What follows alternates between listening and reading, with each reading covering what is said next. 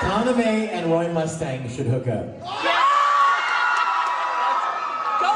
Because they have something in common. They're both losers. I'm just teasing. I'm just teasing. I have had so much fun. Travis and I have so much fun teasing each other about the whole Ed, you know, Ed's short, Ed's shrimp, whatever. And I know, yeah, and Travis plays my teacher, Yagari. Yeah, but anyway, so I guess I'm gonna have to start a new little fun, friendly love feud with Ezra, the guy that, Ethan, the guy that voices Coname. Okay, let me think. Hold on. Anything else? Anything else?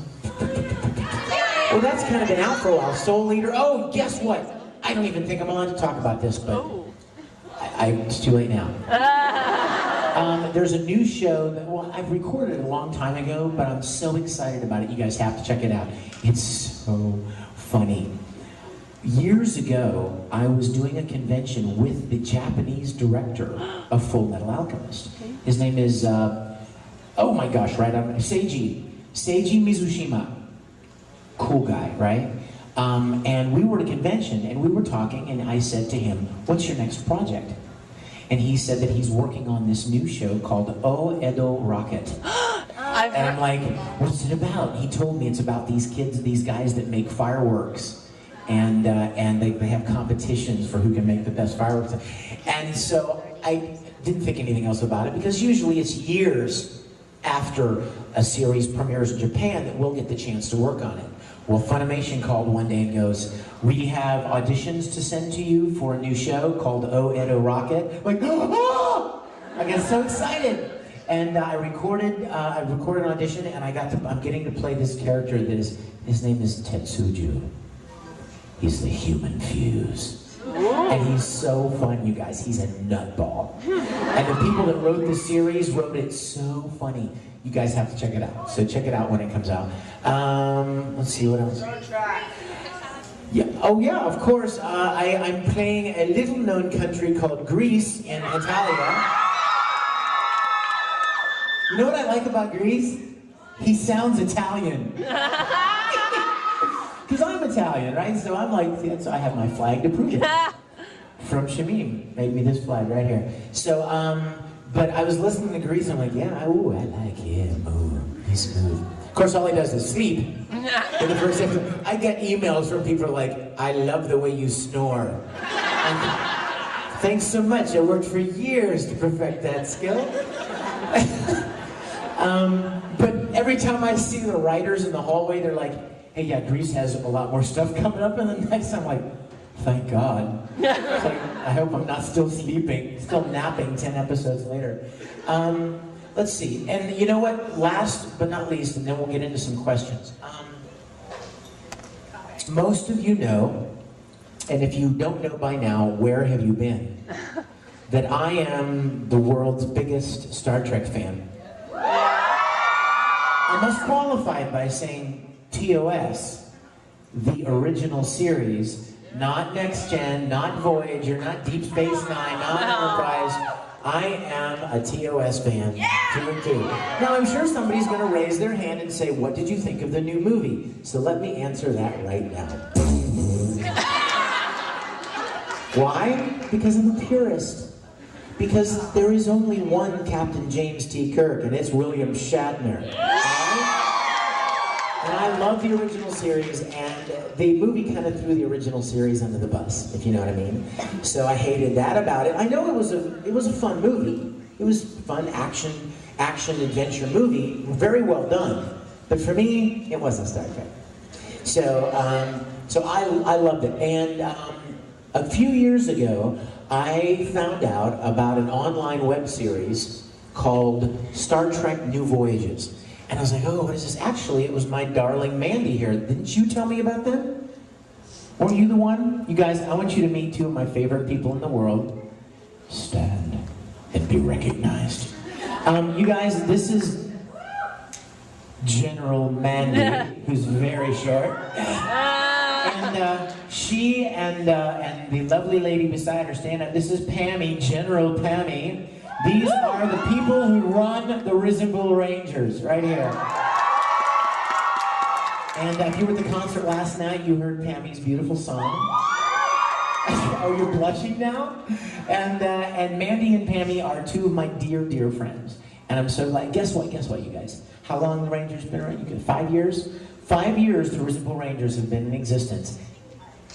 5.5? These two have never met.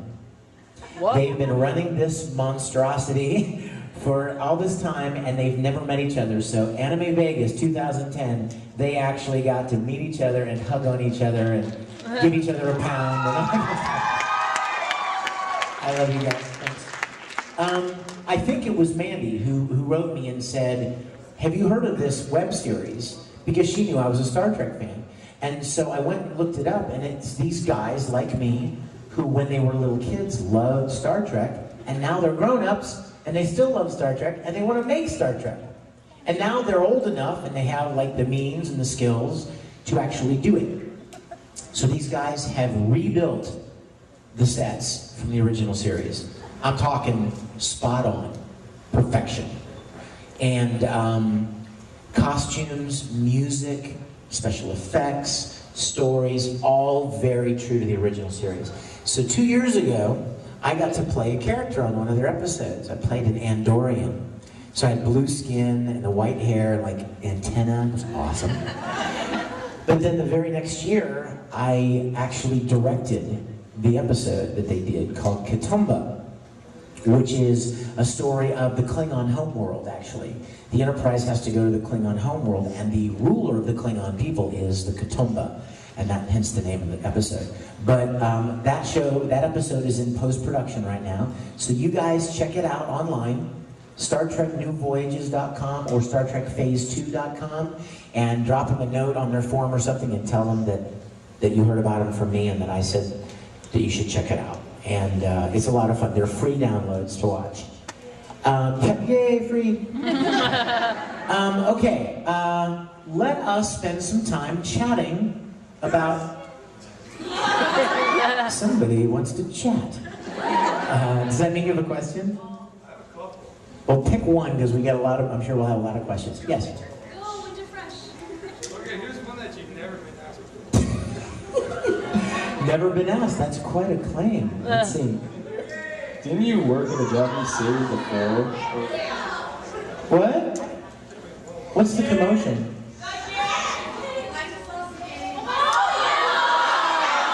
Oh no, don't do that in here. Ooh!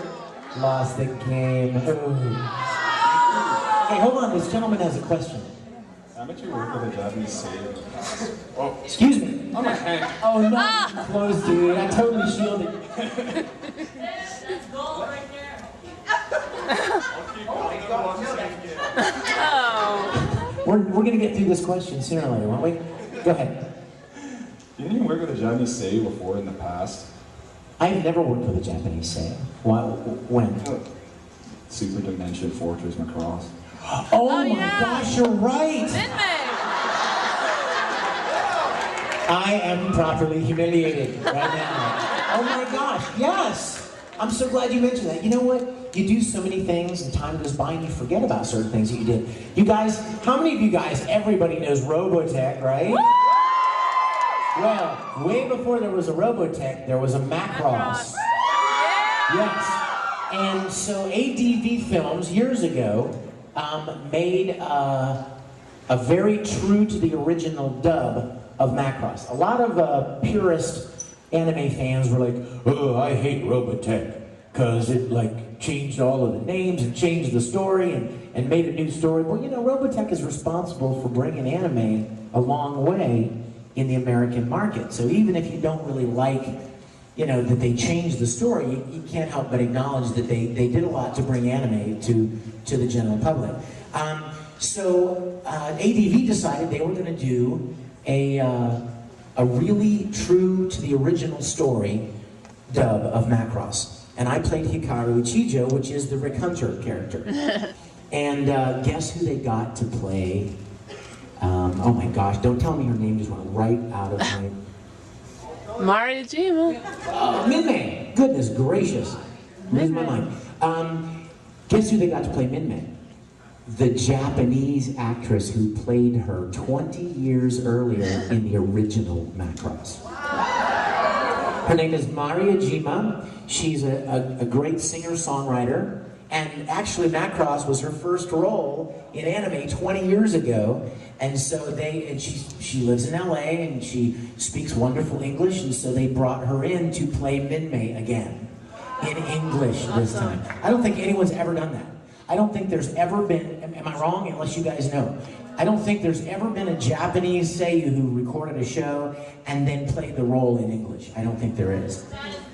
So isn't that cool? So check out Macross, actually. It's a great, great dub. Yes? Huh? I don't have a question. It's just that back in 2005 when I gave you a picture that you really liked. Yes. I remember giving you so much. Yeah. I've been waiting to give you this since 2006. Oh my God. What is it? I love it. Ooh! It's Lust making her move on Ed. Oh, yeah.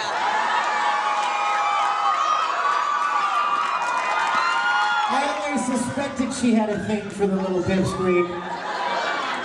I always suspected as much. Thank you.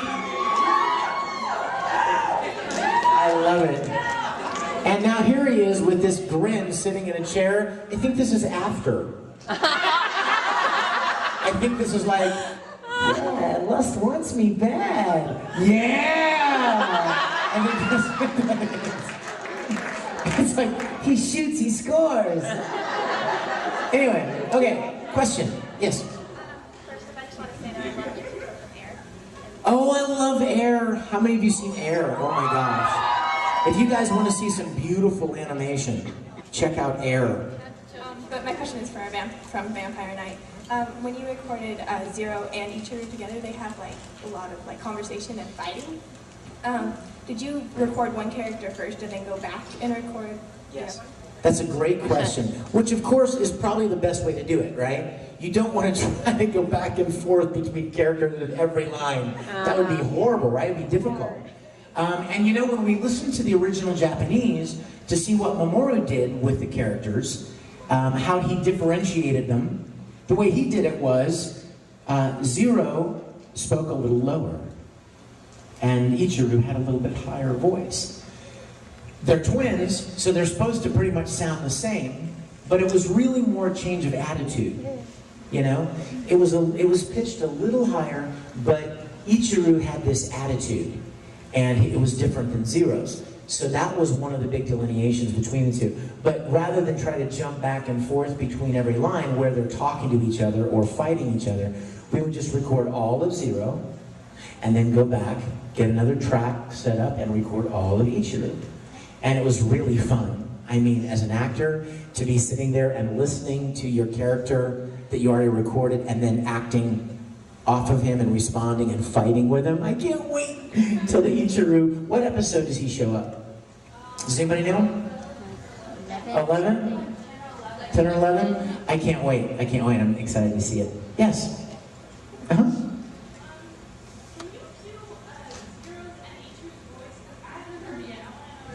Oh, you have to buy it. Oh, look at you guys. What? Give us free stuff. No, it's not about buying it. For me, I really want people to see the show and hear the, you know what I mean? I would really like them to associate the voice with the character before they see me do it in person. Somehow it seems to mess it up for me. You know what I mean? The difference would be, I mean, you know what? I have such a hard time saying no to you guys. Okay.